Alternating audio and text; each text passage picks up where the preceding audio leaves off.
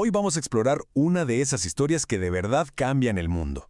La lucha por los derechos de las mujeres. Piénsenlo, es la historia de cómo una idea que empezó casi como un susurro, poco a poco fue tomando fuerza hasta convertirse en un movimiento global.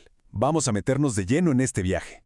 A ver, todo esto arranca con una contradicción enorme. Estamos en 1791, plena Revolución Francesa, un momento de ideas gigantescas sobre libertad y derechos. Y ahí, Olympe de Gouges levanta la mano y dice, a ver, un momento. Con su Declaración de los Derechos de la Mujer y de la Ciudadana, pone el dedo en la llaga. Esos famosos derechos universales del hombre, pues resulta que no eran tan universales. Dejaban fuera nada más y nada menos que a la mitad de la población.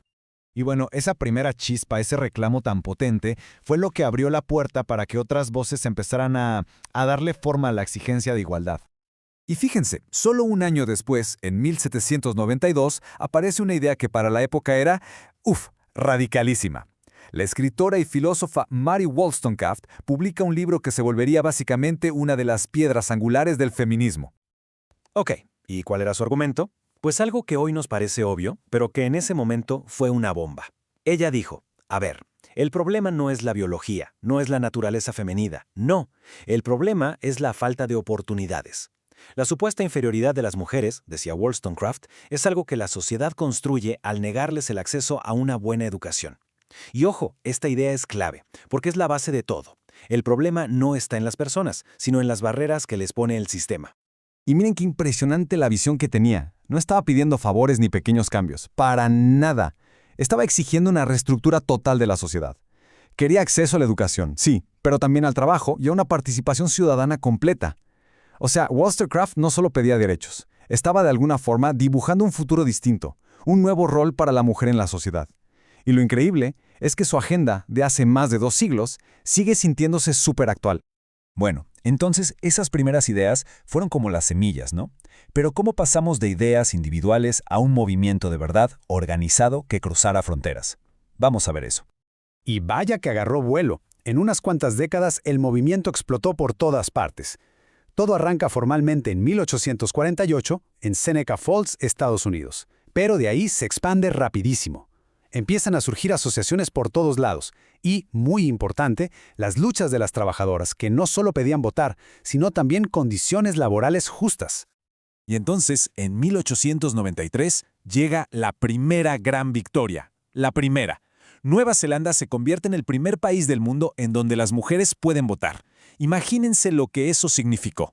De repente, esa idea que parecía tan lejana, el derecho al voto, se volvió algo real, algo posible. Alguien ya lo había logrado. Claro, esta ola de cambio se sintió en todo el mundo. Y ahora vamos a aterrizar en México. Porque la lucha aquí no fue nada más un eco de lo que pasaba afuera. No, fue un capítulo propio, con sus propias batallas y con una fuerza increíble. Para México, un año clave es 1910, cuando estalla la Revolución Mexicana. No solo se cae un sistema político, se sacude todo el país. Y en medio de ese caos, de esa transformación, se abre una grieta, una oportunidad para que las mujeres empezaran a preguntarse, bueno, ¿y nosotras qué? ¿Cuál es nuestro lugar en este nuevo México? Y su participación fue total, absolutamente fundamental. Fueron soldaderas, enfermeras, espías, estrategas, de todo. No es que apoyaran la revolución, es que fueron parte esencial de ella. Al tomar las armas, al organizar, al curar, rompieron con todo lo que se esperaba de ellas. Por eso, cuando después exigieron sus derechos, no era como si estuvieran pidiendo un favor, para nada. Era una exigencia con toda la autoridad moral de quienes habían construido el país codo a codo. Y claro, la organización formal no se hizo esperar. Poco a poco se fue tejiendo la red. Primero con clubes políticos desde 1904, luego un momento importantísimo, el primer Congreso Feminista en Mérida, en 1916, donde ya se hablaba de frentes sobre el sufragio, y después ligas y más grupos para promover los derechos civiles. O sea, fue un trabajo de hormiga, paso a pasito, pero sin detenerse. Y todo ese camino, todas esas décadas de esfuerzo, de congresos, de debates, todo iba a desembocar en un momento clave, en la conquista final del voto.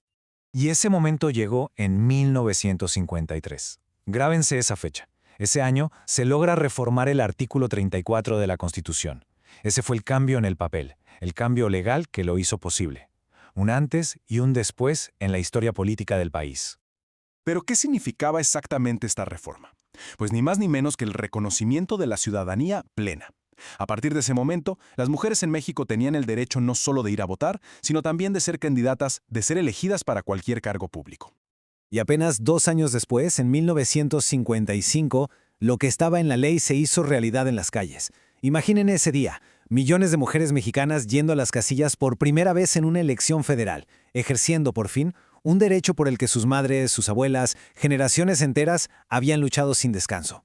A ver, para ponerlo en perspectiva, porque es impresionante, desde que la revolución encendió la mecha en 1910 hasta que por fin pudieron votar en una elección federal en 1955, pasaron más de 40 años. 40 años de lucha organizada, de no quitar el dedo del renglón.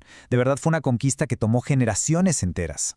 Y todo esto nos deja pensando, ¿no? Si para conseguir un derecho tan fundamental como el voto se necesitó casi un siglo de lucha, la pregunta que queda flotando es, ¿cuáles son las luchas que siguen pendientes hoy? ¿Y cuánto más tendremos que esperar para ganarlas?